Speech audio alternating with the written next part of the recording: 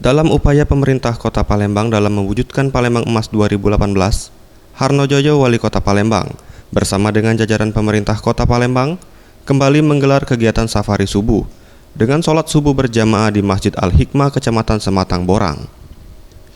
Ditemui usai kegiatan, Harno Joyo menyampaikan merasa senang dengan kondisi masjid yang ramai dan diharapkan kondisi ini dapat terus berlanjut.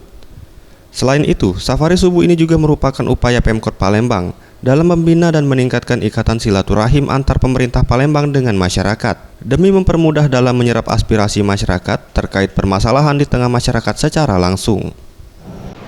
Terus kita dapat membina meningkatkan hubungan silaturahim karena kita media ini dan manfaatkan berunding menyerap aspirasi masyarakat.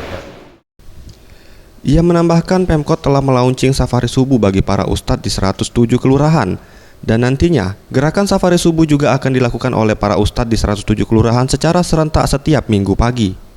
Dan diharapkan melalui kegiatan tersebut dapat menjadi perpanjang tanganan Pemkot dalam membina ikatan silaturahim bersama masyarakat. Anugrah Sandi Pratama, Sriwijaya TV.